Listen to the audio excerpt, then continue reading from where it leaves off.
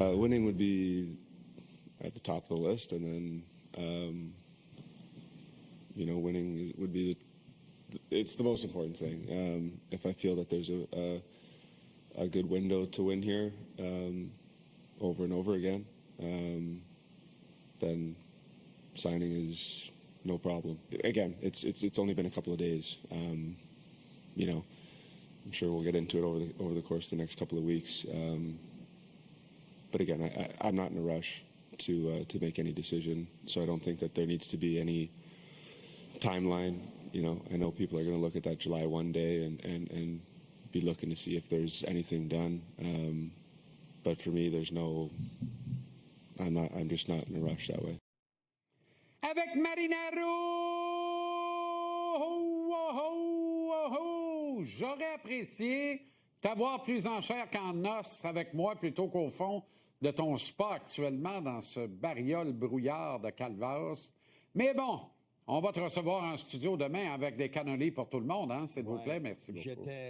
J'étais pas dans mon spa aujourd'hui. C'est le jour des diplômés aujourd'hui. Il y a beaucoup de jeunes au secondaire 5 qui... c'est le gros party pour eux autres ce soir. Donc, j'ai été invité chez deux amis aujourd'hui.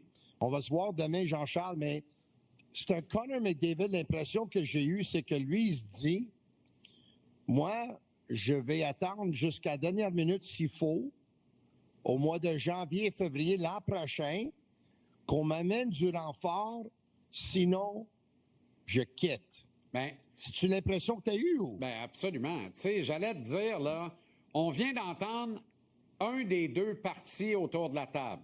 On vient d'entendre la part du joueur. Lui, il a beau jeu, là, il a deux mains sur le volant.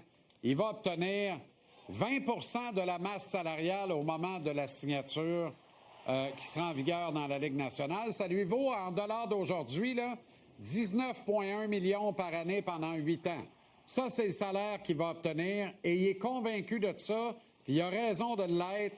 Il pourrait slider dans le bain 3 fois cet été, ça va arriver pareil. Ça, c'est la version du joueur. Maintenant, l'équipe ne peut pas partir à la banque avec ça puis dire aux banquiers, écoutez-moi bien, là, on a des devoirs à faire. By the way, ça fait 5 ans qu'on n'est pas capable de les faire comme du monde, là.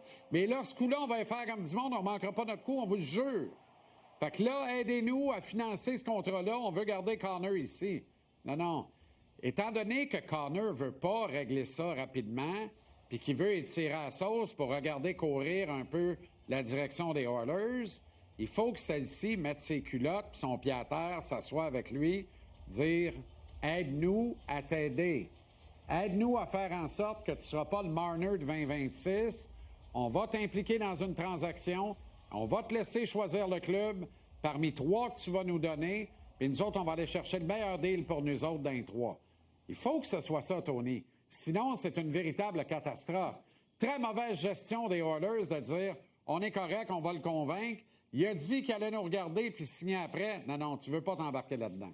Tu veux pas t'embarquer là-dedans. Quand il dit l'important pour moi, c'est de gagner, puis on va voir là, qu'est-ce qu'on peut me donner comme équipe si je veux avoir une équipe gagnante. Écoute, hier, j'ai parlé avec Pierre Maguire à mon podcast. Un sujet très intéressant hier parce que Pierre me disait que en 92, il s'est assis avec Scotty Bowman, qui était entraîneur des Penguins de Pittsburgh. Évidemment, Pierre était entraîneur adjoint. Puis eux autres, ensemble, ils ont établi un profil de 7 joueurs que, selon eux, ça prend 7 joueurs spécifiques pour être une équipe qui peut aspirer à la Coupe Stanley.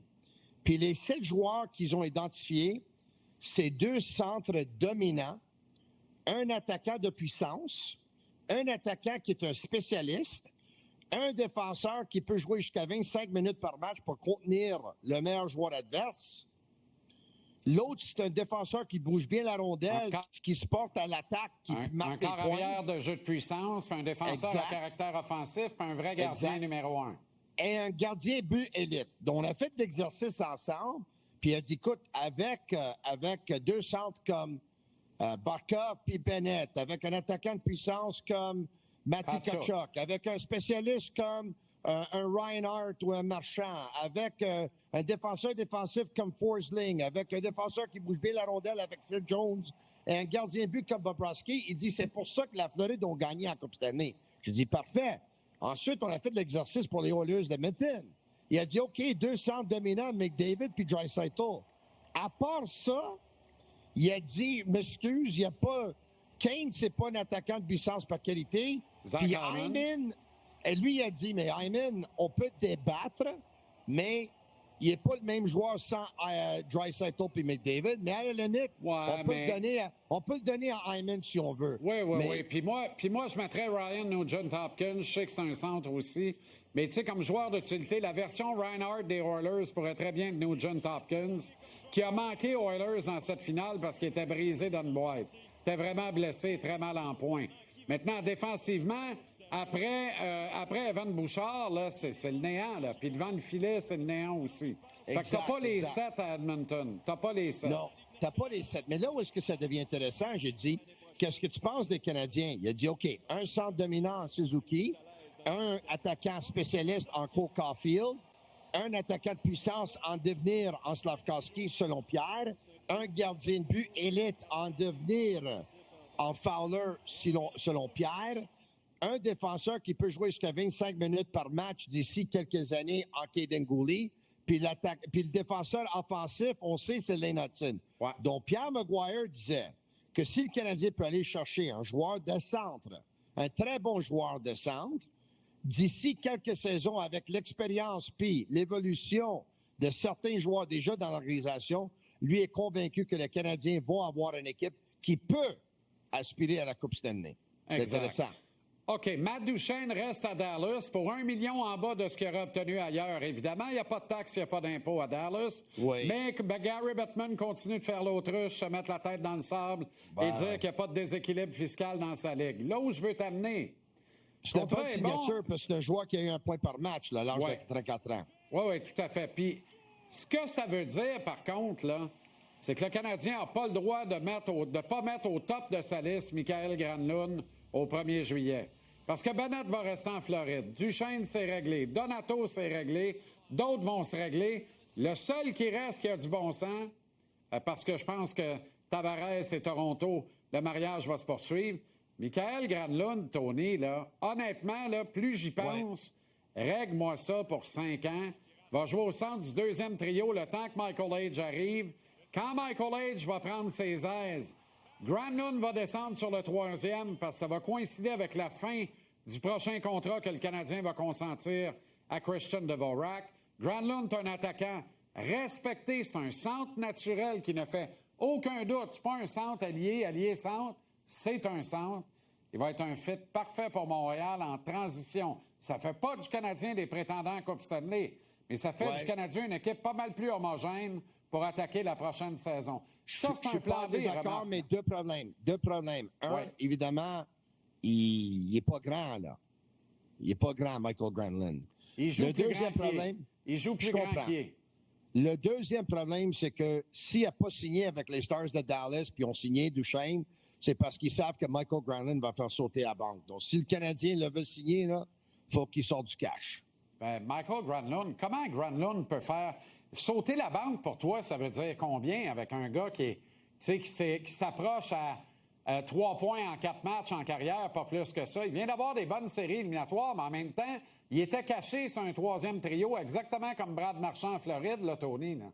Ça dépend. S'il est le seul dispo parce que tous les autres vont signer, il va faire de l'argent.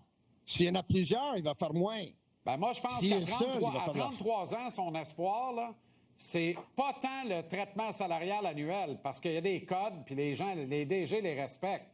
Mais je pense qu'il peut arracher une année de plus. Je pense qu'il peut aller chercher 5 ans au lieu de 4, qui serait beaucoup plus logique. Puis autour de 5,5 par année à peu près. Moi, j'y penserais sérieusement si j'étais le Canadien. C'est effectivement un bon joueur. Puis, écoute, il a aidé les Stars de Dallas beaucoup vers la fin de la saison puis dans les séries. C'est définitivement un très bon joueur de hockey. Ça, il n'y a aucun doute là-dessus. Je te suggère que c'est un meilleur fit que Claude Giroux, d'ailleurs.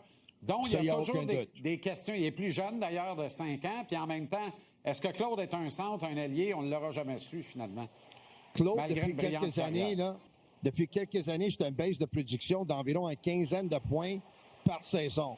Donc, lui, l'an passé, il a eu 50 points. s'il continue au même rythme et le même déclin que depuis 3 saisons, ça veut dire que l'an prochain, il va avoir 35 ou 36 points. Ouais. C'est un joueur qui est représenté par Pat Brisson.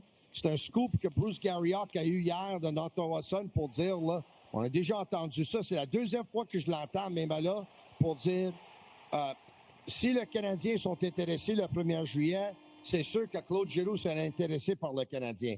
D'habitude, quand ces choses-là sortent, c'est parce que l'agent ou quelqu'un de l'entourage vont aller parler à quelqu'un pour que ça sorte. Mais moi, je m'excuse, là. Les joueurs qui sont jamais intéressés à jouer pour le Canadien, puis rendus à 37 ans parce qu'il n'y a personne qui est intéressé, là, ils deviennent, moi, je passe. OK, en terminant, le CF Montréal, Gabriel Gervais, le président en tête, il va d'une annonce extraordinaire aujourd'hui. Hassoun Camara rentre à la maison. Voilà une grande nouvelle parce qu'Hassoun est un être humain d'exception en qui j'ai le plus grand des respects. C'est une superbe acquisition pour le CF Montréal qui, dans la foulée, annonce également l'embauche d'Alexandre Panton au poste de vice-président communication et image de marque, Tony. Alex, évidemment, qui a l'expérience pas seulement avec BPM Sport, mais a déjà eu une expérience avec TVA Sport. C'est un avocat de métier. C'est un homme intelligent. Ça, il n'y a aucun doute là-dessus. Il a beaucoup fait pour BPM Sport, puis en particulier la division du numérique. C'est lui pas mal qui a bâti ça. Ça a été son bébé. BPM Sport a eu une excellente saison au niveau du numérique avec tous les abonnés sur YouTube. Je crois qu'il va beaucoup amener au CF Montréal. Hassoun aussi, qui est très aimé, très respecté par tout le monde et les membres des médias. J'espère juste qu'on les fait travailler. Alex m'a donné cette opportunité cette saison de travailler à ma façon, puis j'espère que le CF Montréal va donner l'opportunité à Hassoun et Alex de travailler à leur façon. On va surveiller ça avec grand intérêt. C'est-tu plate? On n'a pas le temps pour un débat. On aurait eu un pas pire. Ciao, Bello. À demain. N'oublie pas les cannolés. Je suis en studio demain. Salut. N'oublie pas les cannolés. Mazatuma. Bon, qu'est-ce qu'il me réserve comme surprise au retour, lui? Des dinosaures, une épouse cachée sur le comptoir, le columniste Jean-Nicolas Blanchette dans quelques instants.